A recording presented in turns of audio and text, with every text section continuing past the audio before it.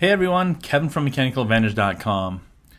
Despite the thumbnail that I use for this video, the rumors of the death of joints in Fusion is greatly exaggerated. If you're not sure exactly what I'm talking about, in the July release of Fusion, Autodesk has demoted the joint command from the assemble toolbar and demoted it to the assemble drop-down menu. So joints are still inside of Fusion. In addition to joints, they have also added constraints. And if you've used some other traditional CAD systems like Inventor or maybe even SolidWorks, you're probably more used to this style of workflow over what Fusion has. So I thought what I would do with this video is give you an overview of joints and constraints and show where both of these are good and where they have some difficulties working at the same time. What you see on my screen is a tutorial file that I designed to show new users how to get started with joints. And the idea with joints is typically when you need to select some kind of a snap point, and that snap point needs to be geometry based.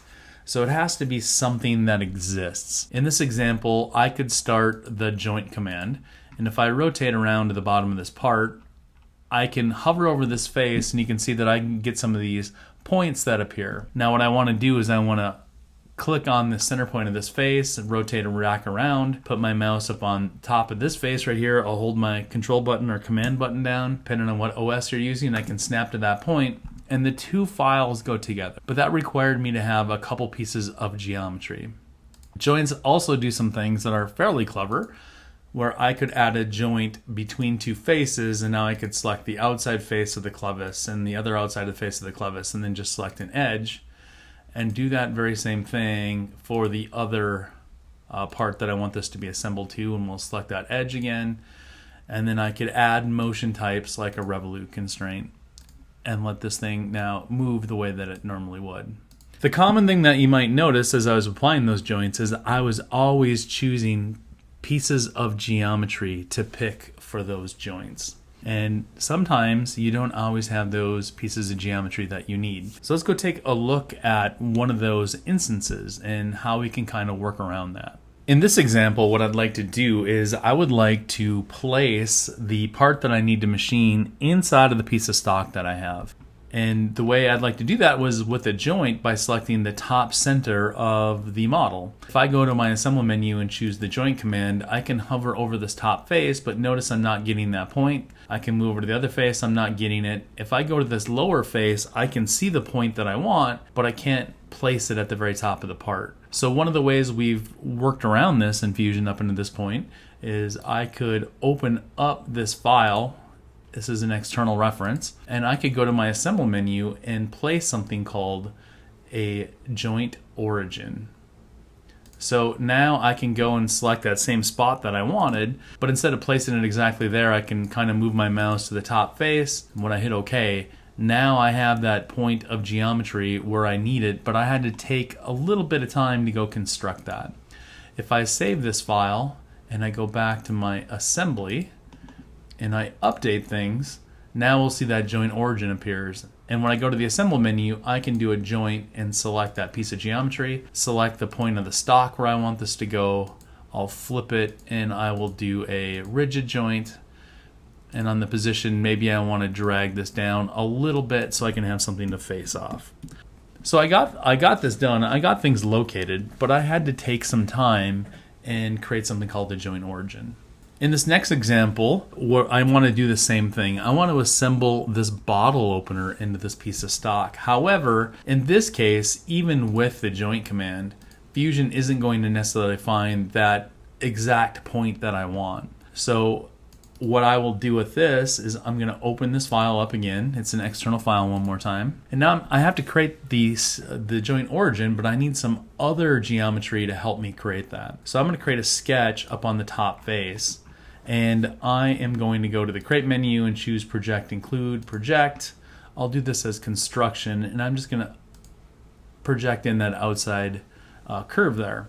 Now I can draw a line, I'll leave it as construction, from the midpoint to the origin, which is the total overall length of my part. I can go to the create menu and create a point find the midpoint of this line, which would represent the center of mass of the top of the face. I can finish my sketch. And now that I have that point, I can go to my assemble menu and add a joint origin again.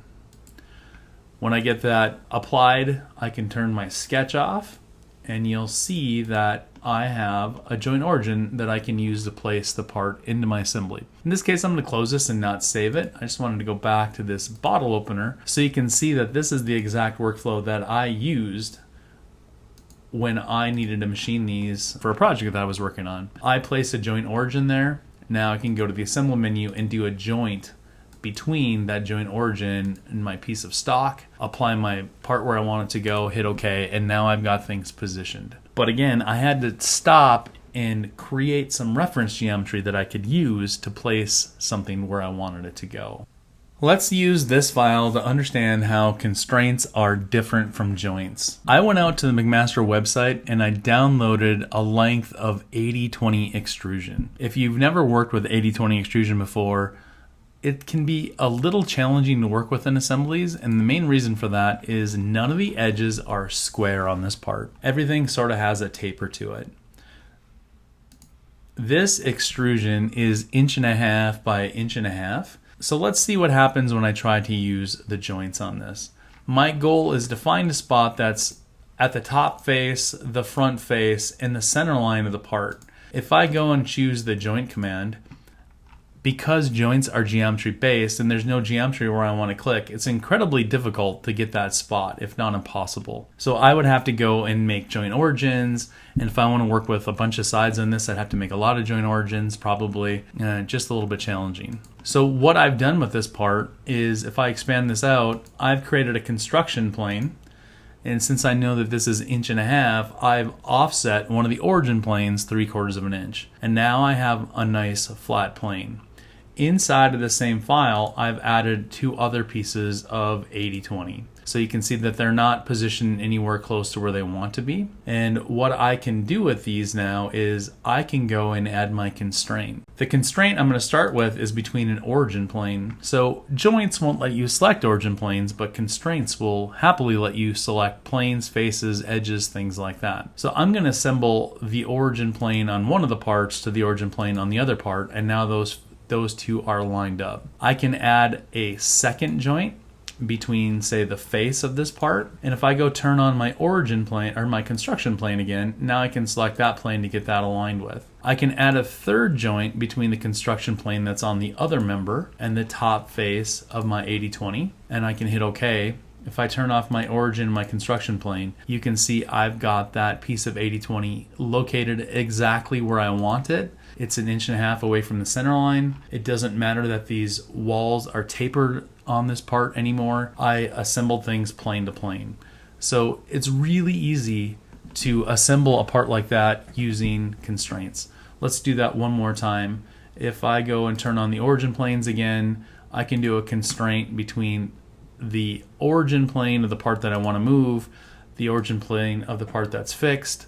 I can add another constraint between the face of the end face of that 80/20. I can turn on my construction plane, assemble it to that face right there, and I can add a third one between the construction plane and the bottom face of the part.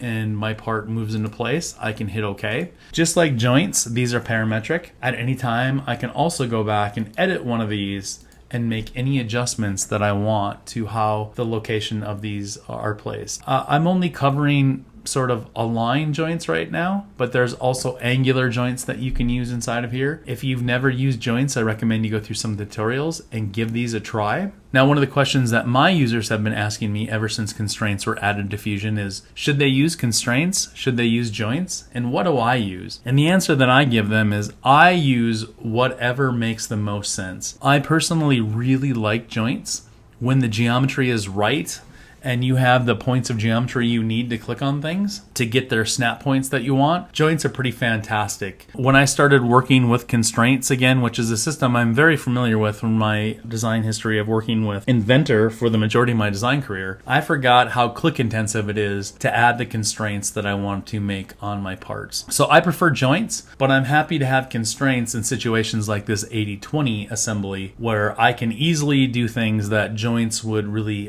fight me on. I do hope that constraints can also get smarter inside of Fusion, because with constraints we can do things like joint limits or motion constraints or things like that. So I hope that explains a little bit about the differences between joints and constraints, and when you can use one over the other and how both of them work. If you have any questions, feel free to email me, kevin@mechanicaladvantage.com, or better yet, put your question down in the comments so everybody else can see your question as well and we can have a little conversation. As always, thanks for watching.